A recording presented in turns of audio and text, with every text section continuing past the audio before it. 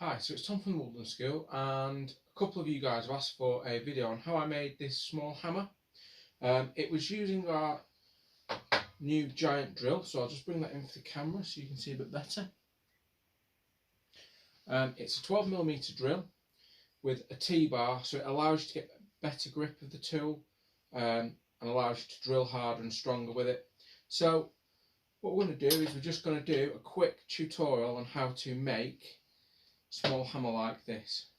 It's basically a handle, a head, and it's also wedged at the top. You can just see that little cross wedge in it, just to give it a bit of security. Now, some of the tools that you're going to need, you'll need something that you can use as either a vise or a clamp. You don't need a workbench like this. You can simply use a plank of wood or an old table, anything like that. But it needs to be something that you can either mount a vise to or have some kind of clamp like this, just a simple joinery clamp. These aren't expensive either, they're about £1–2 from hardware stores and things like that. You'll then need a saw of some description. Now you can use something like our folding Laplander saw. What I want for doing the wedge is something a little bit thinner. So what I also have is I have a more fine saw. It's got a more fine blade on it, it's got a thinner blade. That's the only reason. It's when I set the wedge, I want to remove as little material as possible from the handle. You then want something like a knife or a hatchet, something that you can cut your wood with. And then you want something to hit with. Obviously, if you've got a small hammer, it helps, something like a soft hammer. I wouldn't recommend using anything that's steel to hammer onto the back of a mallet, on the back of an axe or a knife. You want something like a wooden mallet or a small wooden hammer. So what I'll do is I'll prepare my workspace and then we'll get started. I've got a couple of pieces of wood off to the side here and we'll break those down into the component parts. So first of all, we're going to make the head of our hammer. The reason for doing this is that if you're making it from one piece of wood, it then allows you to make the head with a piece of wood to grip on, cut it off and then form the handle. If you try and form the head on its own, cut off, it does make it more tricky as you're trying to grip the piece of wood whilst you're cutting on it and things like that, and it gives you a smaller area to grip. The more area you've got to grip, the better. So the idea is we'll form the head of the hammer, and then we'll cut it away, and then what we'll do is we'll place that to one side and form the handle. So initially what you want to do is you want to take something like a pencil, pen, and just mark a point where you want the head of your hammer to be. So what we're going to do is from here onwards is going to be the head of our hammer. So what we'll do is when we finally come to cut this off, this will be our mark. And what we can do is we can take our saw, something like a Laplander saw is ideal for this, and we can just simply make a cut mark all the way around. Doesn't need to be deep, and all this does is just identifies where we're working on our piece of wood.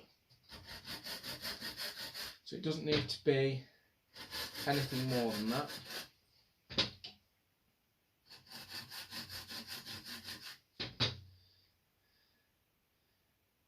And if you can get this as straight as possible, mine's not perfectly straight all the way around, so I'm going to just remark my line to where it joins up properly. So all I've done, just knock the wood dust out of there, is I've just made a line going round my piece of wood. There we go.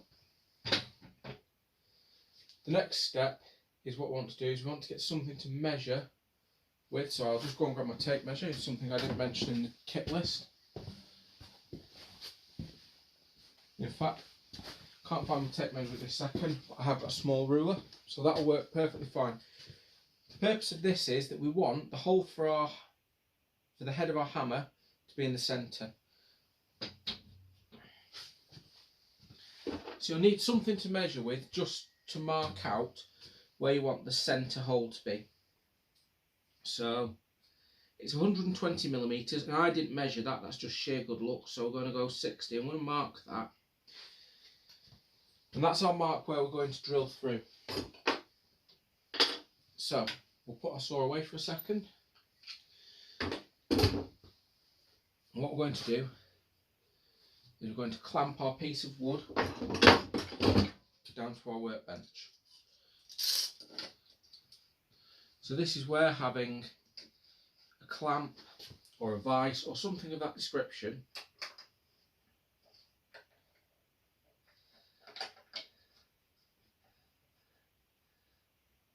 allows us to fix our workpiece in place. Okay, so that's fairly secure. And what I've done as well is I've made sure that my piece of wood has about an inch gap off the end of the table or the workbench. This means I'm not going to drill through my workbench, it means I'm going to drill off the end.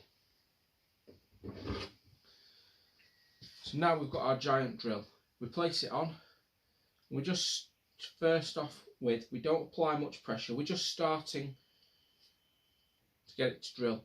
The great thing about this T-bar is it slides. So what you can do is to start off with, you can apply very little pressure and just use that with your finger to push it round.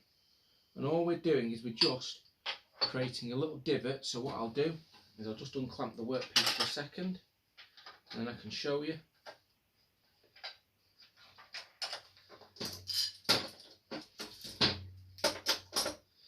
So what we've done, just create a little divot in the top of the wood.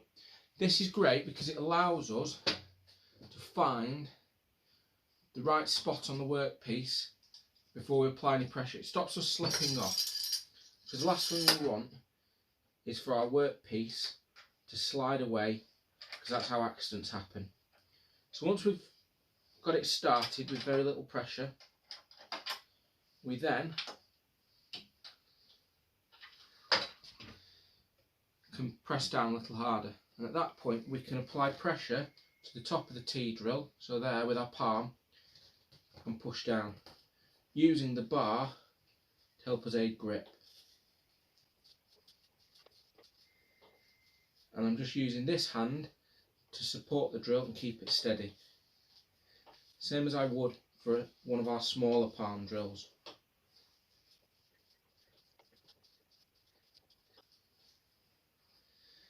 And what you can do, just keep clearing away the debris, change hands if you need to. Now this obviously won't be as quick as a powered drill,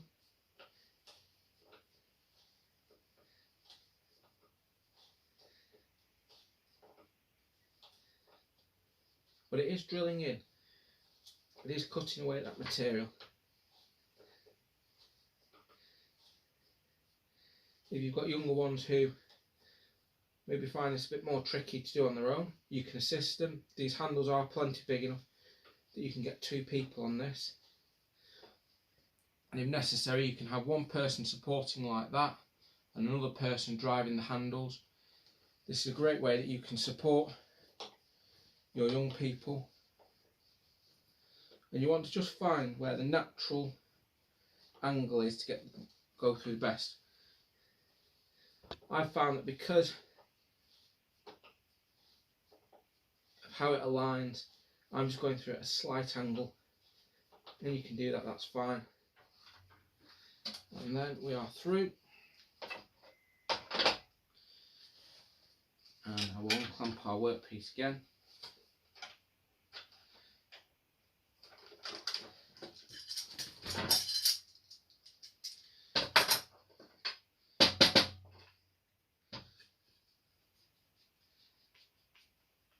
Use our drill to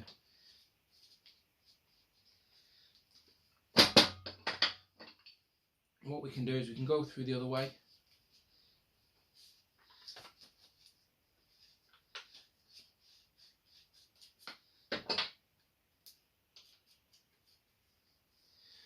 And that is our hole drilled through. And what we'll do is this bit here where we've broken out, we're going to clean that bark off anyway. So that will come nicer once we clear this bark off. So what we're going to do now, we'll put our clamp down for a second, is we're just going to clean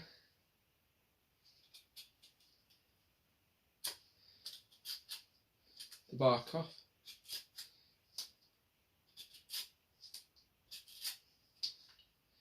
This will help give us a nice finish to our hammer. You can leave the bark on if you should so choose. I just think it looks nicer without the bark on.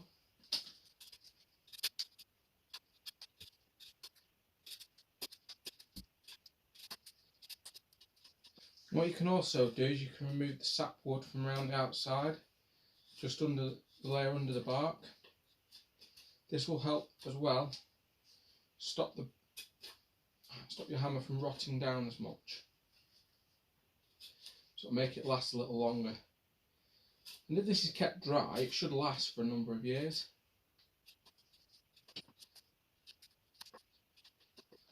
And what I can do, and this is the tricky bit, which is why I said if you leave the hammer head slightly longer, it makes it easier.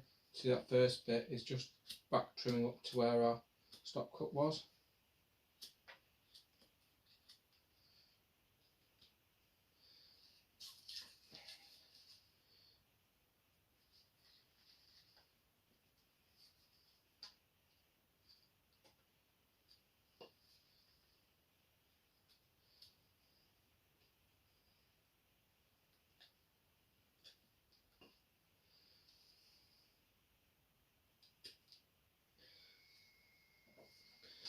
So we can better see our hole, got a head, now drilled through, set nicely. What we're going to do is we're just going to cut that off, and then that is our head almost finished. So we'll put the knife back in its sheath, just clean off any debris bits off the blade. We're just going to cut through.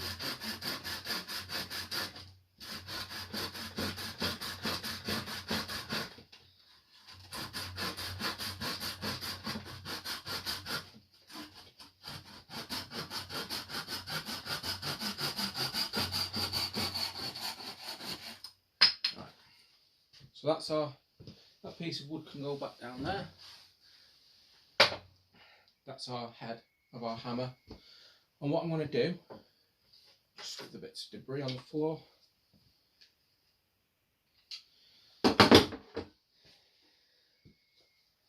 With my knife, I'm just going to use little thumb pushes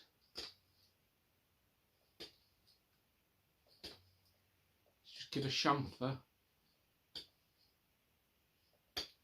So what I'm doing is I'm placing the thumb on the back of my knife and letting my thumb do the work. My hand is just holding the knife.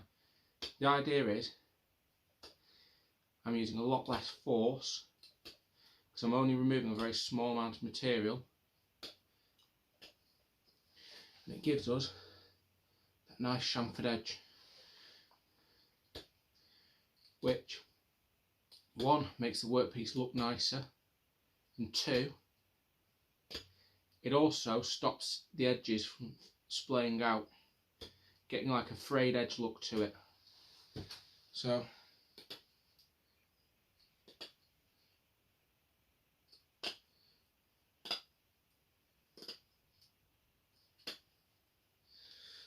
again, just getting a nice chamfered edge, and you can work on that. You can bring your chamfer down a lot cleaner and a lot tidier, should you so wish.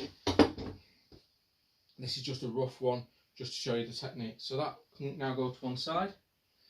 I'm going to bring up our handle material. Now what I'm doing is I'm looking for a piece like from there to there that is fairly straight. So what I'm going to do is I'm just going to take my pencil, mark on roughly where I want to go, just to remind me of my 2 cut points. Place that on there.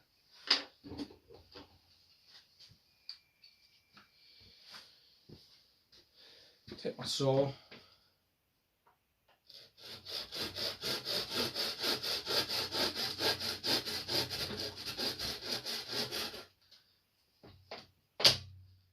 So that piece can go on the scrap pile.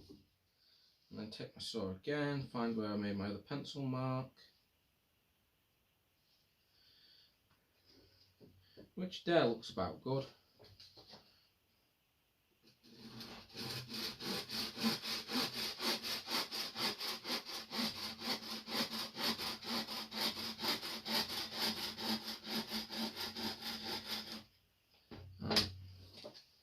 again. This little piece we're going to keep to one side because we're going to cut another little piece off it soon to make our wedge. For now we just want this piece.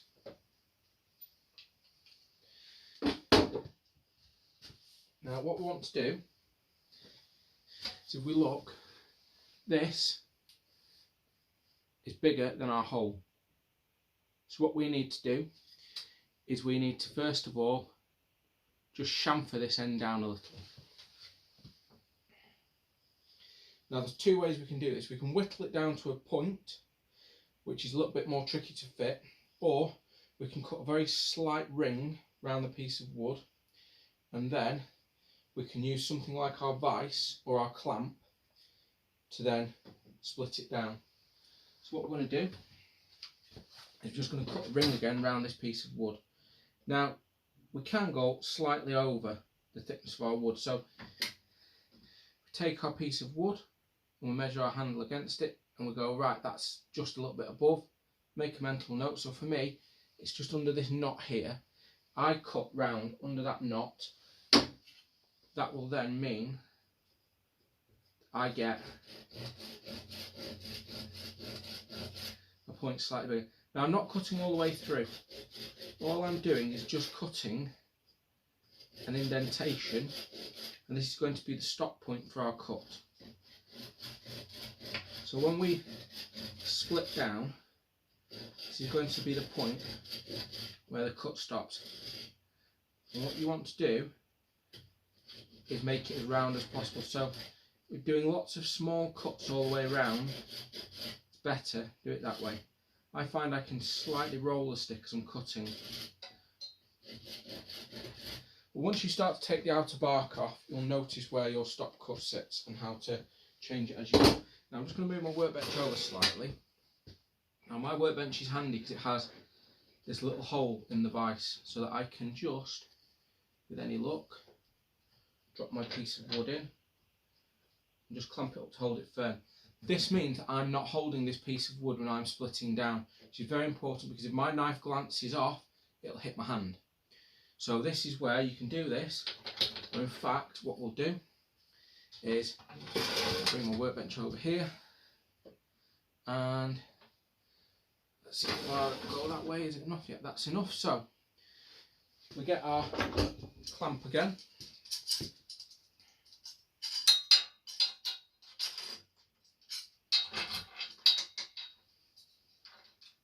And in fact, we're going to turn our clamp up the other way around just to make it easier. So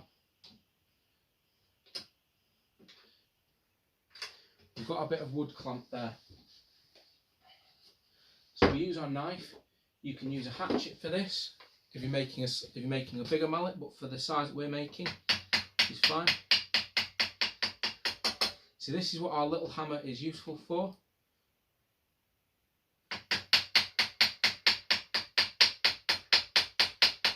So we're just taking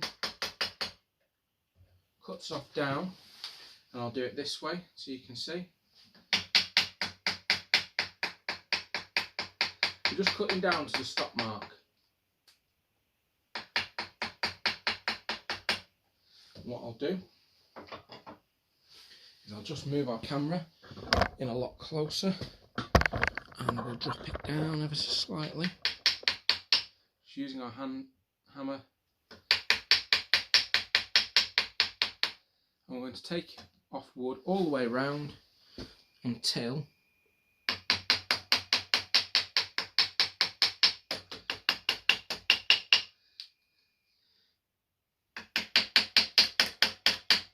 we've got almost a circle.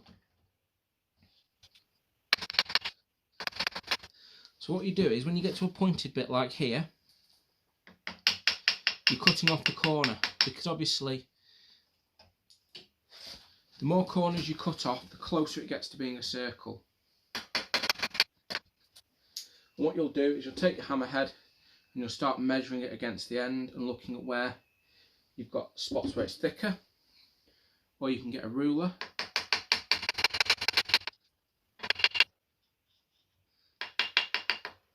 And we just had a glance there where my knife decided to turn and go that way. If my hand had been holding the wood there, that obviously could have hit my hand. Hence why we're clamping down. And for what these clamps cost, they're next to nothing. They're absolutely brilliant. Bit of a high spot underneath, so I can work on that.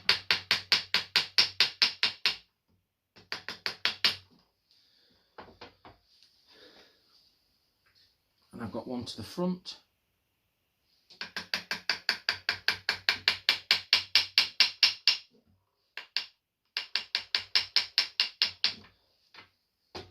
So what I can do is I can bring my hammerhead back again, just take that off there. Okay, so I need to come down a little bit more.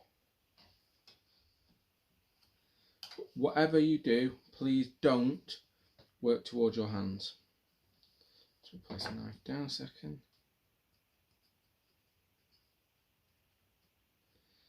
We've just got a few from that point onward. Spots that need shaving down. And the thing is, we can get a tiny bit of a looser fit with our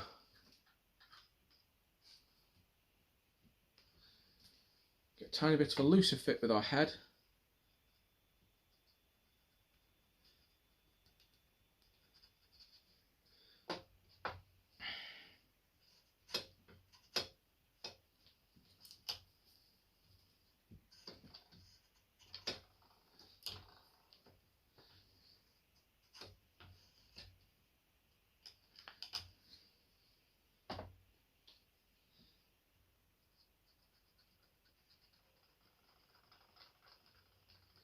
So later on we're going to wedge it. Right, so that's our head loosely fitted to our handle. My sheath on my knife, so there we go. Knife back in its sheath. Just unclamp our workpiece, and what I'll do is we'll go back out again so I can show you the next bit of the video. First of all, we'll do our wedged piece on our handle. So we get our handle and we're just going to cut gently down the centre of the piece of wood. I'm hardly applying any pressure to the saw because I don't want it to go off at an angle.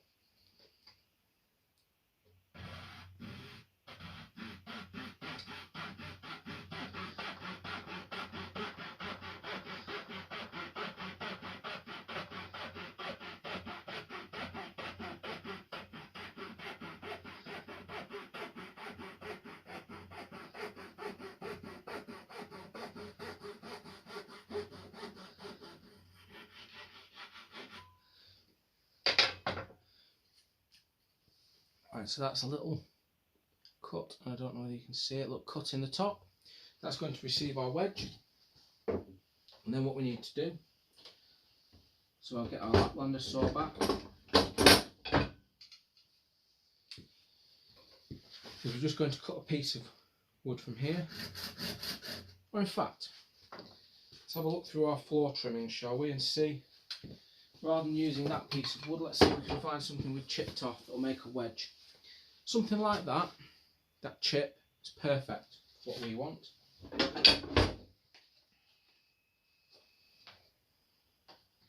And we're just going to, remember I'm cutting down from my fingers, I'm not cutting across. We're just going to trim our wedge to size.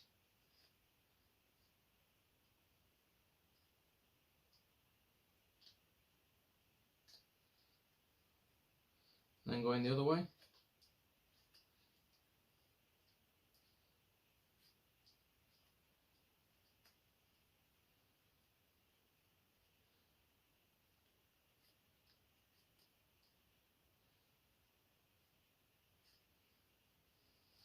So after I've dropped it on the floor,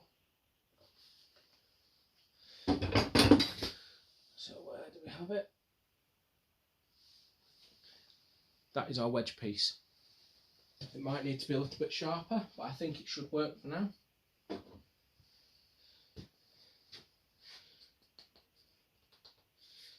So we've already got quite a good fit for our handle there. And then what we're going to do, and this is again where we can clamp our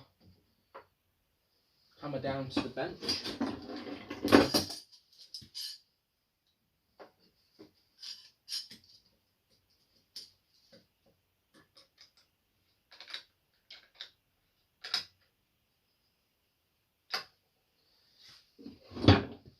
And using our hammer or our mallet or something to knock it in with, I think we are going to just thin that wedge slightly just to get it a better start.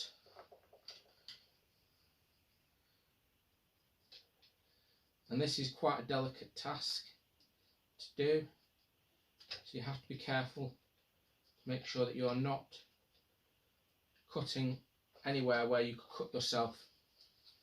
Always cut away from your hands, cut away from your body. And now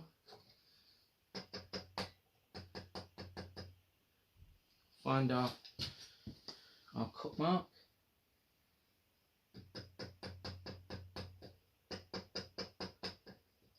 Get our wedge started in.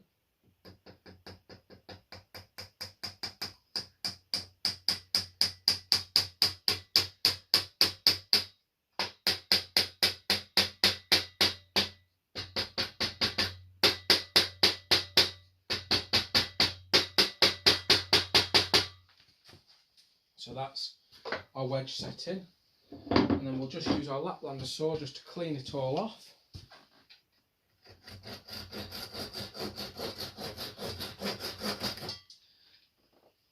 Just go back a little bit.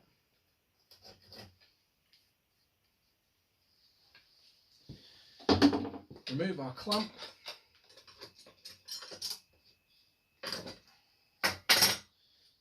So that is our small wooden hammer with a wedge made using our new T-drill. I'm Tom from the Woodland School, and I will post a link up for our T-drill on our website. We have them in stock, so please go online, have a look. We've also got regular sized palm drills, our Fire Ones and Fire Kings available, so please have a look on the website, and until next time, I will see you all soon.